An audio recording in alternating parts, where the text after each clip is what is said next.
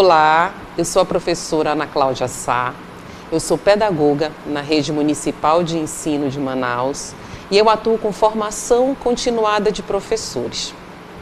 Hoje eu gostaria de apresentar para vocês, na leitura ativa, esta obra, que é Fábulas e Apólogos da Amazônia, uma obra de Creuza Barbosa e Adriana Barbosa da Silva, ilustrada por Alcemar Falcão e uma edição da editora Valer, uma obra genuinamente amazonense. A obra já está na sua terceira edição, mas tem um fato curioso, que é esta publicação aqui, que as autoras elas participaram de um edital da Associação Nacional dos Escritores e Artistas de Cabo Frio, e como premiação, elas ganharam uma edição da obra em francês. Então, a gente tem aqui as 3 obras para mostrar para vocês. Eu gostaria de falar um pouquinho para vocês também sobre as autoras. Creuza, ela é nascida no Paraná do Rio Ariaú, no Iranduba. Era uma apaixonada pela natureza e pelas questões regionais. Adriana, já nascida na capital, mas viveu num ambiente amazônico, criado pela Creuzinha, viveu nos saraus dentro da sua casa, com as histórias. E eu costumo dizer que as autoras elas têm um encontro que é interessante. Elas são educadoras, elas são mãe e filha, e eu acho que esse é um ponto de encontro na obra, nas autoras que reflete a obra, porque é uma obra cheia de delicadeza, de amor e de uma relação das duas num contexto de amor às histórias, de amor à leitura, de amor ao povo amazônico que reluz na obra.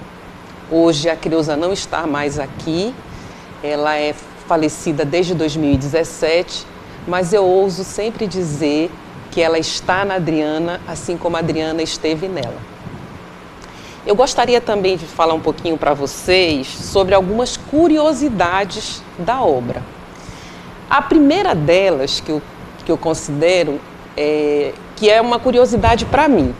A primeira vez que eu vi esta obra, Fábulas e Apólogos da Amazônia, que foi no lançamento desse livro eu estava, o que me chamou a atenção foi apólogos. Eu lembro que eu fiz essa pergunta, mas o que é um apólogo? A fábula é um gênero textual conhecido, né? Onde os animais falam, onde ela tem um valor moral. E eu até então nunca tinha me deparado com essa nomenclatura dos apólogos, né? E aí a Adriana ela me esclareceu isso nesse lançamento, onde ela dizia que também traz, os apólogos eles também vão transmitir uma lição de moral, trazem outros personagens inanimados, como objetos, frutas, que é o que acontece no livro. É interessante porque ela tem uma diversidade temática, né? Ela tem uma grande diversidade temática, são histórias muito interessantes, elas têm delicadeza, ela traz uma simbologia das histórias do Amazonas, de alguns municípios. Eu carrego com essa obra também uma memória afetiva, porque quando esse livro foi lançado, meu filho tinha quase 2 anos e a gente fazia muitas leituras dele juntas, né? Eu contava para ele, chegou um momento que ele queria compartilhar comigo da história, ele queria dividir comigo a história. Então tem uma história que ele gosta muito, que é o Jacaré e o Prefeito de Jacundá.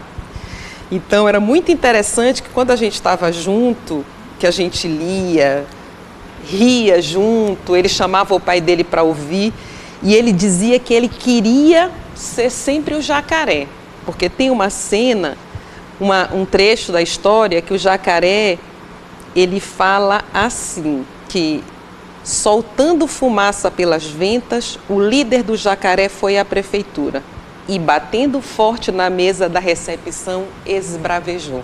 E ele adorava repetir essa cena.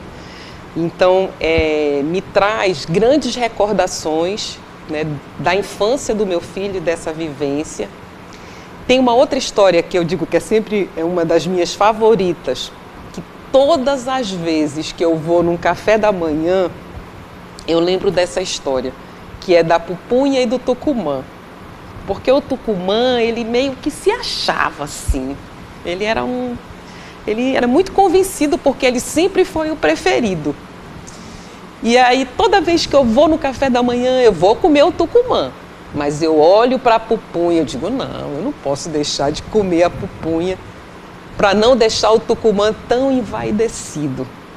Então, eu costumo dizer que essa é uma obra que nos coloca nesse lugar amazônico, mas que retrata as histórias, as pessoas.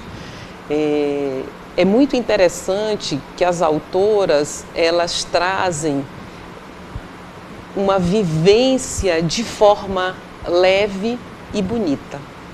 Então, é uma das minhas obras favoritas. Eu tenho as 2 edições, uma que é especial, dedicada ao meu filho, e a outra que foi dedicada a mim, mas que faz parte dos meus momentos de história com os professores quando eu estou trabalhando.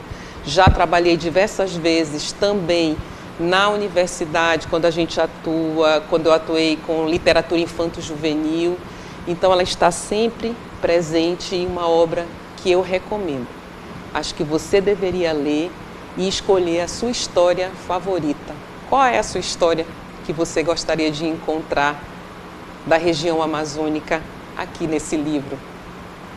Obrigada.